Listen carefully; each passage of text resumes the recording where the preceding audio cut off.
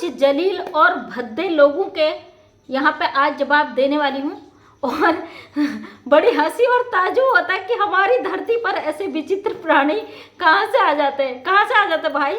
भगवान ने जो चीज़ यहाँ पे भेजी है ना, उसके नियम को बदल देने वाले लोग बड़े ताज्जुब करने लायक है।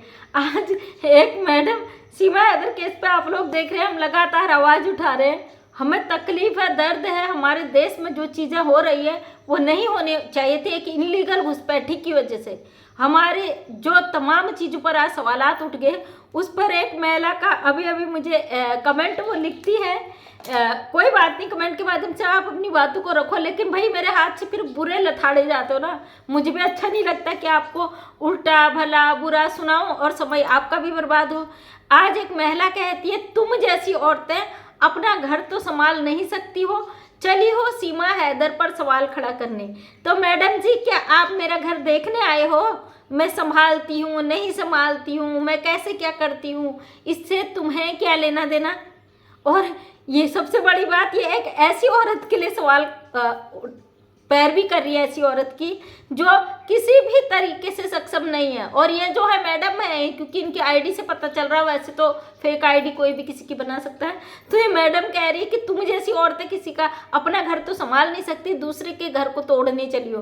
किस घर की बात कर रही हो तुम? उस घर की बात जिसको ये आग लगा के आई है पाकिस्तान से, या उस घर की बात जिस घर का बेटा 4 बच्चों की माँ को भगा के ले आया? वो माँ बाप जो एक ऐसी औरत की कमाई खा रहे हैं हराम की, जो औरत अपने पति को धोखा देके उसके पीठ पीछे उसका घर बेचकर उसको बर्बाद करके यहाँ आ गई, उस घर की बात कर रही हो? या फिर मैडम आपके घर में ऐसी कौन सी घटना घट गई जिसने आपको इतना विचलित कर दिया कि आप हमें ज्ञान देने लगे? ये भगोड़ी के जो चाटुकार हैं वो ज्ञान की दुकान खोल के बैठ गए हैं। इसने अब कुछ पागल कुत्ते छोड़ दिए फील्ड पर कि जाओ भाई, जो मेरे खिलाफ बोलता है, जो अपने देश के सपोर्ट में बोलता है, उनको काटो। तो बेटा सीमा हैदर हमारे देश में आई है, हमारे टुकड़ों पे पल रही है, तो अपनी आँख कान नाक चारों तरफ से खोल के बैठना, क्योंकि जितने दिन तू है भारत की धरती पे उतने दिन तू बकबक केवल सोशल मीडिया पे कर सकती है। और अच्छी तरीके से जानती है तू भी और हम भी अच्छी तरीके से जानते हैं तेरी औकात क्या है भारत में। तू रघुपुरा के उस दरवाजे से बाहर जाके तो दिखा। पागल कुत्ते की तरह जनता तुझ पे ऐसी टूटेगी ना कि तू अपने होशो हवास खो बैठेगी। जो तू दिखाती है चार दीवारी के अंदर, मेरे पति देव ले कपड़ा धो के डाल ले, ये धो के डाल ले, रोटी बना के खिला, लप्पू तेरी तो औकात ही इतनी थी, इससे ज़्यादा तेरी औकात ही नहीं है कि तू आगे कुछ कर पाए, समझे। जो आज मेरे उत्तराखंड से कई भाइयों के कमेंट्स आए थे, बहनों के भी कमेंट्स आए थे, सबने अपने पीड़ा का यहाँ पे वो किया कि भाई कल मैंने एक वीडियो बनाया था किस तरीके से उत्तराखंड से हर साल हमारे जो देवभूमि के वीर शहीद है ना तिरंगे में लिपट कर आते हैं, उस पर सभी ने अपनी प्रतिक्रिया व्यक्त की थी कि हम भी उत्तराखंड से हैं और हम हर साल ये चीज़ देखते हैं। उस दर्द को वही लोग जान सकते हैं जो भारत की धरती पर अपनों को खोया हुआ है और जो अपनी देशभक्ति का भाव रखता है, अपने देश के प्रति आवाज़ उठाता है। अगर हमारे देश की आस्था माँ भगवा पहनकर आवाज़ उठाती है ना, वो अगर ऐसी औरत को गाली देती है, सीमा हैदर जैसी औरतों को, तो तुम लोगों की आग लग जाती, कान से भी धुआं आता है, नाक से भी धुआं आता है, पूरा बॉडी डैमेज हो जाता है। और आप सवाल खड़ा कर देते हो कि भगवा पहनकर गाली दे रही है, कैसी सनातनी है? कट्टर सनातनी मानते हैं हम आस्था माँ को, क्योंकि जो भगवा पहनने के बाद भी ऐसी औरत के लिए ऐसे शब्द इस्तेमाल करती है जो आप कभी नहीं कर सकते। आप एक गंदे लोगों के जब चाटुकारिता करते हो ना, तो चाटुकार कहलाते हो। और बहुत दुखद है, लेकिन लप्पू को सज़ा मिलेगी। कई लोगों के, मेरे भाई बहनों के सवाल आए थे, क्या गुलाम हैदर भारत आएगा? दीदी प्लीज़ बताओ ना, ये सवाल बहुत ज़्यादा लोगों का था। तो आप लोगों से 100% गुलाम हैदर भारत आएगा। कल, आज, परसों, 1-2 दिन में आपको अच्छी खबर मिल जाएगी। जब मोबिन मलिक सर ने यहाँ पे बोला है कि गुलाम हैदर भारत आएगा, उसको वीज़ा मिल जाएगा, उसकी जो प्रोसेस है कंप्लीट हो चुकी है। और जब मोबिन मलिक सर ने बोल दिया कि भाई अगर किसी कारण से 1% नहीं भी अगर कोई कमी आती है तो मैं गुलाम हैदर को खुद लेके आऊँगा।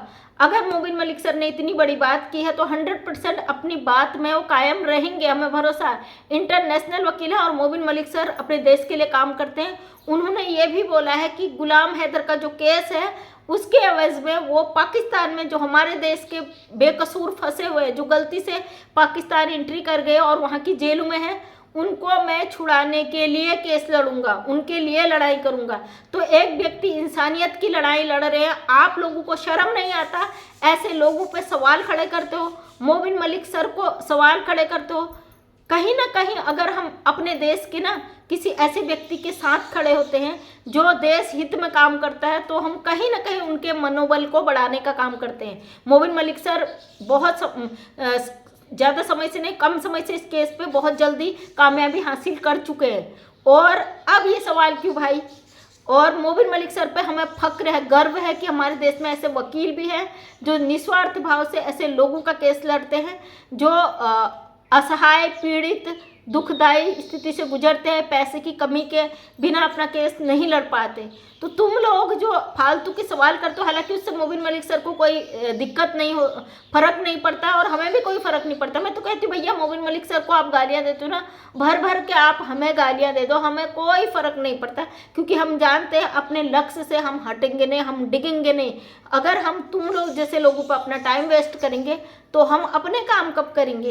तो मोहतरमा, आज आपने बहुत अच्छा सवाल किया कि अपने घर परिवार पर ध्यान नहीं देती। ये सवाल उन्हीं लोगों के होते हैं जिन्हें ज़्यादा ही तकलीफ़ें होती है, घर परिवार पे जो खुद ही ध्यान नहीं दे पाती हैं और उस चीज़ को रियलाइज़ करती है आगे कि भाई हमने अपने घर परिवार पर ध्यान नहीं दिया, इसलिए आज हम इस स्थिति से गुजर रहे हैं। तो वही लोग ऐसे सवाल करते हैं, ऐसा फ़र्क नहीं पड़ता है। लेकिन जानते हैं जब सच की राह पे कोई व्यक्ति खड़ा होता है ना, तो कांटे भी बहुत बरसते, फूल भी बरसते हैं, कांटे भी बरसते हैं। और हम पे डिपेंड करता है हम किस चीज़ों को अपनी तरफ अट्रैक्ट करें, किस चीज़ों को अपनी तरफ लें, किन चीज़ों को फेंकें। तो हमारी नज़र में आप कांटे हो, जो राह के रोड़े हो, तो हम उनको बिल्कुल ठोकर मार के फेंक देते हैं। इसलिए आपकी बातों का हमें कोई फ़र्क नहीं पड़ता है। हाँ बहुत, लेकिन कहीं ना कहीं आप हमें बहुत अंदर से मोटिवेट करते हो, कहीं ना कहीं आप हमें ताकत देते हो। जब भी हम नेगेटिव थॉट्स की बात करते हैं, नेगेटिव चीज़ों के खिलाफ खड़े होते हैं, तब आप लोग जो नेगेटिव कमेंट करते हो ना, हमें तकलीफ नहीं होती भाई, मुझे तो बिल्कुल भी नहीं होती। जो भाई बहनों को होती है, मैं उनसे भी कहूँगी आप ऐसी चीज़ों को इग्नोर मारें, क्योंकि मैं सबसे बड़ी अपनी कामयाबी की वजह ऐसे ही लोगों को मानती हूँ। जब हम चट्टान की तरह मजबूत होते हैं ना, तो ये लोग जब नेगेटिव कमेंट करते हैं, हमारे इरादे और मजबूत हो जाते हैं, हमारी लड़ने के जो हौसले होते हैं उससे भी 10 गुना और आगे बढ़ जाते हैं। कभी भी जीवन में आप असहाय, मजबूर, टूटने की वो न करें, क्योंकि इंसान में जितनी पॉजिटिव एनर्जी होती है वो उतना, जितना अपने अंदर समेट सके, जितना उसको यूज कर सके ना, उतना ही स्ट्रॉन्ग होता है। अगर आपके अंदर दोनों चीज़ें हैं, पॉजिटिव और नेगेटिव, आप किस चीज़ को आगे रखते हैं, किस चीज़ को पीछे रखते हैं, आपके ऊपर डिपेंड करता है। यही सोशल मीडिया पर मैं जानती हूँ, मुझे पता है कई लोग जो सवाल उठा रहे गुलाम हैदर के बच्चों के लिए, जो सवाल उठा रहे सीमा हैदर के लिए आवाज़ उठा रहे कि भाई इसको भारत से निकाला जाए। जब उनको गलत कमेंट्स आते तो टूट जाए। जाहिर सी बात है भाई, सच के लिए लड़ रहे हैं तो गलत तो लगता ही है, लेकिन आप लोगों से यही कहना चाहूँगी, आपके अंदर बहुत शक्ति है, बहुत सहनशीलता है, आपके इसके अंतिम चरण में हो, आपको बिल्कुल भी इन लोगों की बातों का फर्क नहीं पड़ना, आप जीवन में आगे बढ़ो। अगर सीमा हैदर केस चला गया, जिंदगी में आपके लिए बहुत सारे मुद्दे खड़े हैं, क्योंकि आप सच और हक की लड़ाई लड़ रहे हो। आपको तोड़ने वाला सीमा हैदर तो क्या दुनिया में कोई माई का लाल पैदा नहीं हुआ, अगर आप अपने इरादों पे कामयाब हो तो दोस्तों इन लोगों की जो मानसिकता है वो बिल्कुल हद से ज़्यादा गई गुजरी है। जो मोबिन मलिक सर पर सवाल खड़े कर रहे हैं, तो सोचिए हम क्या है इनके सामने, हम तो कुछ भी नहीं है। इसलिए जाहिर सी बात है ये लोग तो करेंगे ही ना।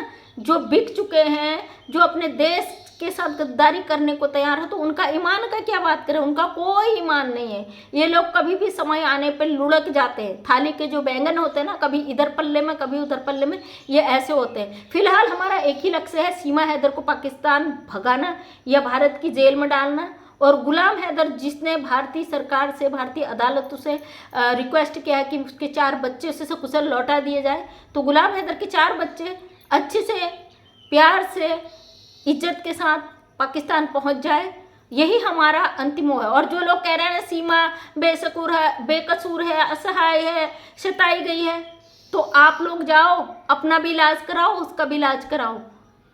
बकाया आप लोगों से कुछ कहने से फ़ायदा नहीं है, क्योंकि आपकी मानसिकता में जो सीमा भक्ति बैठी हुई है ना, वो आने वाले समय में आपको जेल के दरवाजे तक पहुंचाएगी। यकीन मानना, इस केस का एक एक पहलू जांच में आएगा। इस केस से जुड़े हर व्यक्ति की जांच होगी कि क्यों सीमा हैदर को सपोर्ट कर रहे थे, कहीं इनका कोई इससे लिंक तो नहीं है। ये सारी चीज़ें जांच में आएंगी। आप केवल यूट्यूब चलाने का माध्यम मत बनाइए, क्योंकि इंटरनेशनल मामला, हमारे देश से जुड़ा मामला है, हमारे कानून व्यवस्थाओं से जुड़ा मामला है। किस औरत ने हमारे देश के कानून को चैलेंज किया है, उससे जुड़ा मामला है। तो दोस्तों बाकी क्या कहूँ, इस तरीके से आपके सामने सच लाते रहेंगे। उम्मीद करती हूँ वीडियो पसंद आया होगा। मैं मंजू विश्वकर्मा, हल्द्वानी उत्तराखंड से एक छोटी सी समाज सेविका, अपने वीडियो के माध्यम से हमेशा समाज में सच्चाई लाने की कोशिश करती हूँ। उम्मीद करती हूँ वीडियो पसंद आया होगा। अगर पसंद आया तो लाइक शेयर कमेंट करें। नेक्स्ट टाइम मेरा वीडियो देखना चाहते हैं तो चैनल को सब्सक्राइब करें, ताकि मेरे वीडियो का नोटिफिकेशन आप तक पहुँच सके और आप मेरी नेक्स्ट वीडियो तक पहुँच सके। Thank you so much. तहे दिल से सभी का धन्यवाद।